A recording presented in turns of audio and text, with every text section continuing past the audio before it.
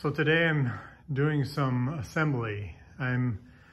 All the cab work and door work that has been done, I decided to mount it on the frame to see how everything fit.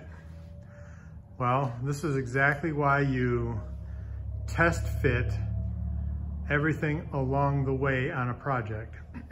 Now this is what the second or third time I've had this thing together, and I found an error in the cab to the frame.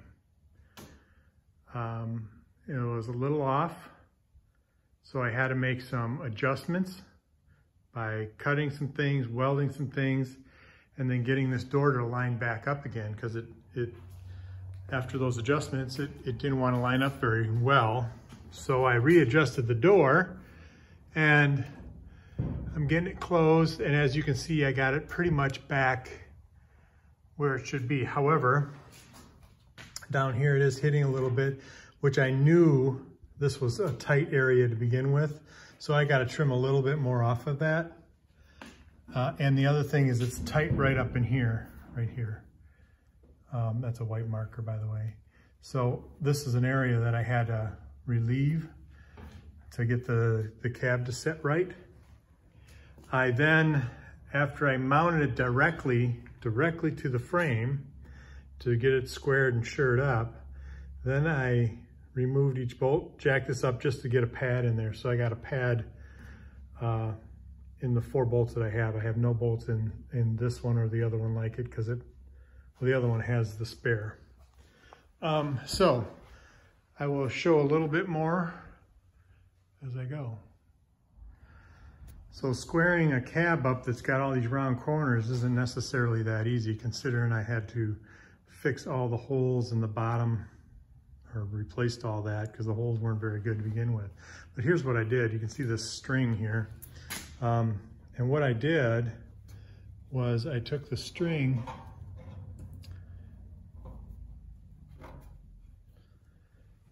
and I hooked it into the back here. I put it in the kind of in the center of the tube. I ran it all the way up around the cab so it stayed in the center of the tube here. Ran it around the cab. I just kind of taped it in there. Now I have a measure point from here to the string. And I did that on both sides. And the reason I'm not doing it from here, these could have a little variation in them, flexing one way or the other, so they could be pushed out just a hair, pushed in just a hair, depending on the angle of this. But visually, when you look at a vehicle, when you look at a truck, you're looking at this thing and you're seeing where it hits the body. So if you kind of eye this up a little bit, you're gonna say, oh, that's where it hits the cab there. And then you're gonna come over here and you say, oh yeah, see, that's where it hits the cab. That's pretty even. Actually, they're within a 32nd of an inch.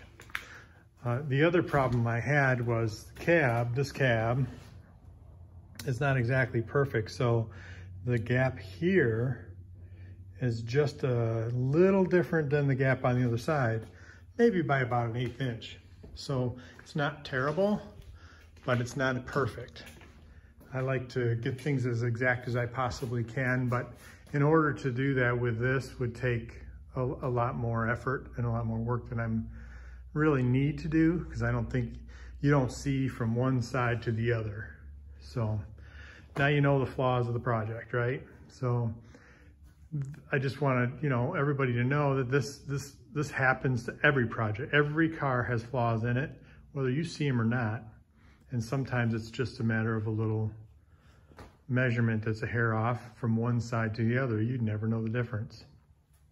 And that's exactly what's happening here. Again, I had the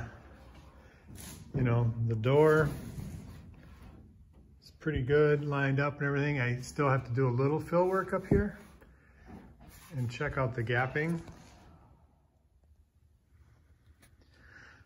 So the gapping is pretty good. The door isn't quite, there's something holding it up, and it's down there. And I explained that already. So I did have to, like I said, I had to cut some here and I had to cut a little bit here. This Cab was just a little off on this one side. So that's the project so far as lining up the cab. Then you know, when I measure from here to the top of this frame, or the end of this frame here, and there's a difference there. I can't quite figure out exactly why, because the cab, if I measure it from up high and down, it's exactly right. But if I measure from here, it's off a little bit. So there must be a difference in this edge here, which should be no big deal. I can add to that edge or subtract from that edge as much as I need to, because this whole firewall is going to be all rebuilt. But all in all, the cab is on there equal to the box. And I know the box is square right on there. So that's it so far.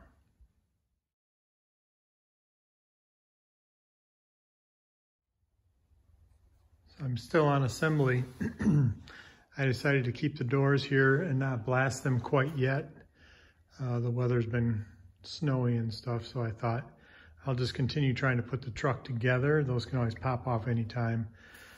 Trying to get things lined up for the hood right now.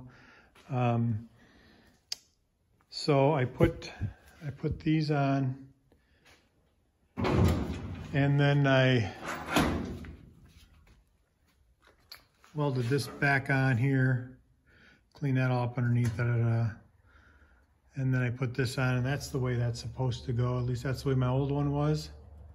It has this pocket on this side, which is the, you know, driver side here, and then the one over here is a mirror image. So there's actually a front and back piece. I'm going to line this all up, and then the nuts under here I'm going to weld on. So this can only go on one way. So, and these are not the ones I'm using. These are just temporary for my adjustments. And we'll figure something out more permanent. And then meanwhile, I had to work on the hood. There was some rips right in here on each side. I had a hammer and dolly those, put those all back together. I had to trim the chrome piece in the middle. I'll show that when the hood's on. And then I have already shown this once, but I had drilled out all the rivets, and now I'm going to be replacing them with these little nuts and bolts all along this hole. There's all kinds of holes here. I'm only using a few because I got to take it apart and together and apart together. So there's that. So now that I have the hood on, it's just on there rough right now. I have some rubber like spacers back here to simulate the felting or the seal that goes back here. I'm probably not going to use the original style. I'll probably use something a little different. But you can see it's hitting a little high here, a little high over here. You can see the end, the chrome piece. This will be chromed. Looks like whenever I get this on, I'm going to check the gap here. I might have to add just a little bit to this. It looks pretty good here. That's a good enough gap. And as you can see, the gap here is okay, but the nose is not adjusted at all yet. So again, the reason I'm doing this is I'm trying to get this thing together the way it's going to be. So I will now move on to the fenders, and that way I'll know how the fenders fit up against the hood. So that's where I'm at so far. To get here was kind of a challenge, because this hood is not easy to put on by yourself. If you, especially with the 4 flaps, I had everything all flapped together. This, I cannot get the bottom flap apart from this flap yet. I think I'm going to have this chemically stripped, and then I'll be able to get those pins out. Right now they're just stuck. So I can get the 2 halves apart, but you know, so anyway, that is the hood on there right now. So I'm trying to fit the front fender, this left front fender on, just part of it. I had, at another time, I had ground those off because I want to clean all this rust out from inside here all the way, and then I'll put it back together again. But I thought I would just try to fit this on just to see what kind of issues I'll run into, because I know this side was a little goofy, or maybe the other side's goofy. One of them's different than the other. So anyway, there's some things I don't quite understand yet, is like this gap here. I don't understand that gap. And maybe that has something to do with the bead seal that's here. I don't know. And then this gap here, I know there's got to be a gap there, because when you pull the when you pull the spring down, the hitch, the catch here, you don't want that to go into the fender. So I know there's got to be a little bit of a gap there. The other thing is I don't have any anything up here to simulate the seal that goes here. So this is a little down. But anyway, I gotta come up with this gap, right? And then I've got to come up with this gap here. And you can see it's actually, this body line is there to here. So this is kind of sucked in a little bit. Again, there's no seal there. And then this gap here, as you can see, is a little wide through here. So it tells me that, to me, this nose needs to come forward or backward just a little bit. And that would be with the adjustments on this piece here, which are those bolts there. And I want to make sure I have enough adjustment there. So anyway, coming back, I put the running board on too.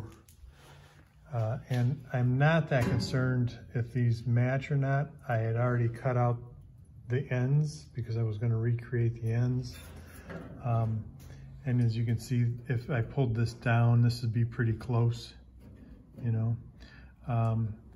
I don't think I'm going to be using these running boards anyway. I think I'm going to be making some, because I'm going to widen the fender. And there's the fender right there. And as you can see, that this is going to be the size tire that I'm going to run. The tire is in close enough to the box that I want. It's plenty close to that. I know there's going to be a spacer here behind the wheel of no more than 1/4 inch for the brake that's going in here. But as you can see, the tire sticks out. It only sticks out about, I think, 1.25 inches or so. But I think I'll come out 2 inches, that's to this edge here. I think I'll come out 2 inches. That'll give me the 1/4 inch and then about 1/2 inch here, so that'll fit really nice.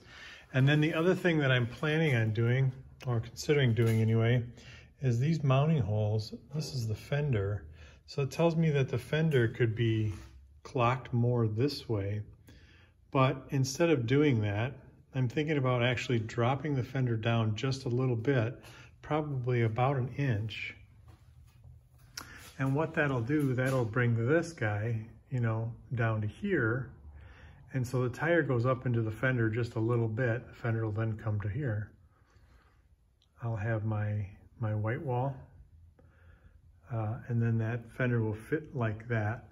So that's the plan. So I have to do widening of that, and I have to figure out what the heck I'm doing with this front fender.